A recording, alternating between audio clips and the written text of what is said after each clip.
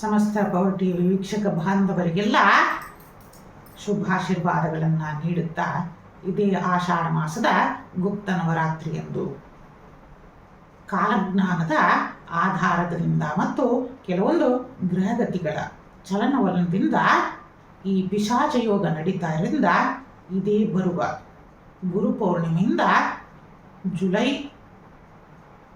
ಮುಗಿಯುವವರೆಗೂ ಸಹ ಅಂದರೆ ಆಗಸ್ಟಿನ ಪ್ರಾರಂಭ ಆಗುವವರೆಗೂ ಸಹಿತನು ಅನೇಕ ಅಹಿತಕರ ಘಟನೆಗಳು ಸಹ ನಡೆಯುವಂತಹ ಸೂಚನೆಗಳು, ಕೋಮು ಗಲಭೆಗಳು ಮತ್ತು ಹಿಂಸಾಚಾರಗಳು, ಯುದ್ಧ ಭೀತಿಗಳು ಮತ್ತು ಅನೇಕ ರೀತಿಯಿಂದ ಪ್ರಾಣಹಾನಿಗಳು ಉಂಟಾಗುವಂತಹ, ಕೋಮು ಘರ್ಷೆಗಳು ಉಂಟಾಗುವಂತಹ ಸ್ಥಿತಿಗಳು ಇದೇ ಶುಕ್ರವಾರದಿಂದ ಅಂದರೆ 4ನೇ ತಾರೀಕು ಜುಲೈ ಇಂದನೇ ಪ್ರಾರಂಭ ಆಗುವುದರಿಂದ ಅನೇಕರು ಎಚ್ಚರಿಕೆಯನ್ನು ವಹಿಸಬೇಕು. ಆದಷ್ಟು ರಕ್ಷಣಾ ಇಲಾಖೆಯವರು ಸಹ ಎಚ್ಚರಿಕೆಯನ್ನು ವಹಿಸಿ ಇದರಿಂದ ಮುಂಬರುವ ಅಪಾಯಗಳಿಂದ ನಾವು ಪಾರಾಗಬಹುದು.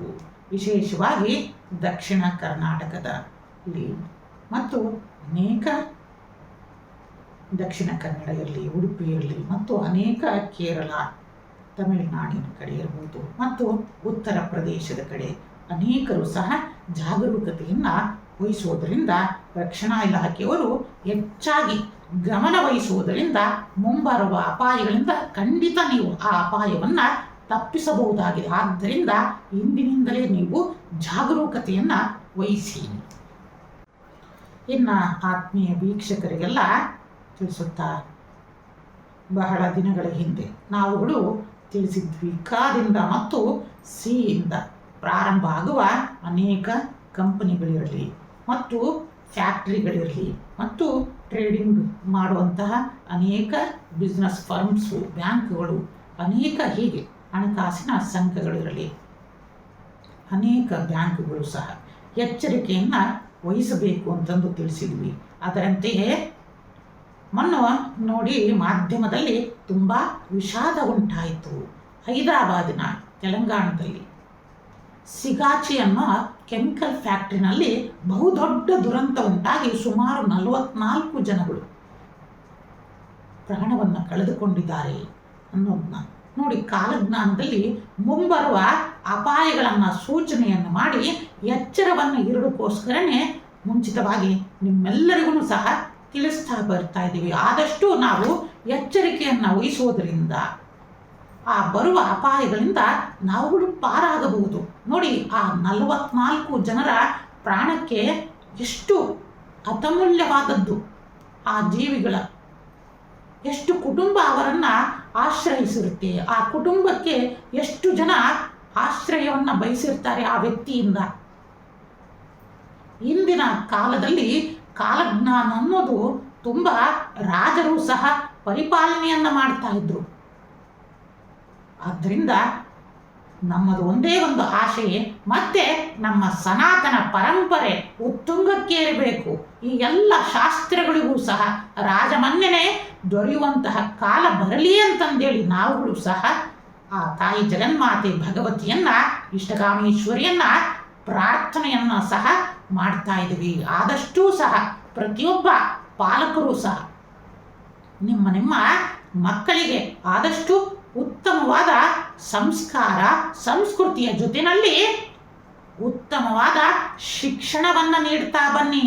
ಏಕೆಂದರೆ ನಾವು ಈಗ ನೀಡ್ತಾ ಇರೋ ಶಿಕ್ಷಣ ಮಕ್ಕಳ ಅಭಿವೃದ್ಧಿಗೆ ಸಾಕಾಗ್ತಾ ಇಲ್ಲ ಅಂತಂದು ಕಾಲಜ್ಞಾನದಲ್ಲಿ ತಿಳಿಸ್ತಾ ಇದೆ. ವೀಕ್ಷಕರೇ, ಪಾಲಕರೇ, ಪೋಷಕರೇ, ಪ್ರತಿಯೊಬ್ಬರೂ ಸಹ ನೀವುಗಳು ತಿಳಿದುಕೊಂಡಿರ್ಬೋದು.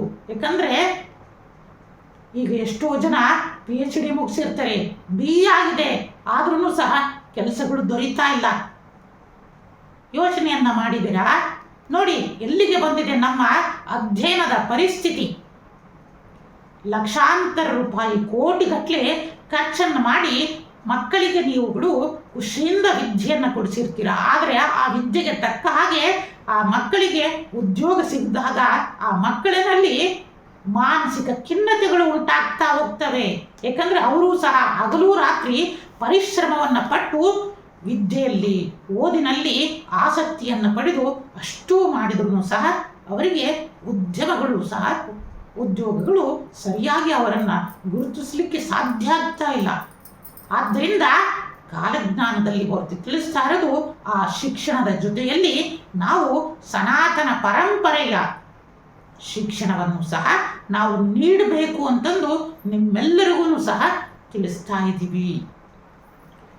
ಆದ್ದರಿಂದ ಪ್ರತಿಯೊಬ್ಬ ಪಾಲಕರು ಸಹ ಶಿಕ್ಷಣವನ್ನು ನೀಡ್ತಾ ಬನ್ನಿ. ಮತ್ತು ಮತ್ತು ಸಿದಿಂದ ತಿಳಿಸಿದ ಹಾಗೆ ಅನೇಕ ಬ್ಯಾಂಕಿನ ವ್ಯವಹಾರಗಳಲ್ಲಿ ಮತ್ತು ನಾವು ಮಾಧ್ಯಮಗಳಲ್ಲಿ ನೋಡಿದ್ವಿ, ಕೆಲವೊಂದು ಕರ್ನಾಟಕ ಬ್ಯಾಂಕಿನ ಷೇರುಗಳಲ್ಲಿ ಕುಸಿತ ಉಂಟಾಯಿತು. ಅದು ತಾತ್ಕಾಲಿಕ ಉಂಟಾಗಿದೆ.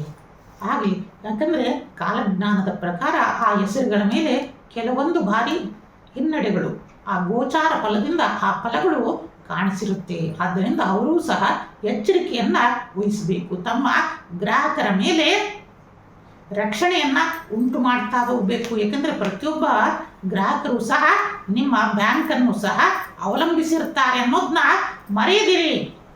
ಆದ್ದರಿಂದ ಪ್ರತಿಯೊಬ್ಬರೂ ಸಹ ಬ್ಯಾಂಕಿನ ಆಡಳಿತ ಮಂಡಳಿ ಗ್ರಾಹಕರ ಹಿತರಕ್ಷಣೆಗೆ ಮುಂದಾಗಲಿ ಅಂತಂದು ನಾವುಗಳು ಸಹ ಕೇಳಿಕೊಂತ ಆ ತಾಯಿ ಭಗವತಿ ಸಮಸ್ತರಿಗೂ ಸಹ ಸಕಲ ಸನ್ಮಂಗಳವನ್ನು ದಯಪಾಲಿಸಲಿ ಅಂತಂದು ಶುಭಾಶೀರ್ವಾದವನ್ನು ನೀಡ್ತಾ ಇದ್ದೀವಿ. ಓಂ ನಮಃ ಶಿವಾಯ.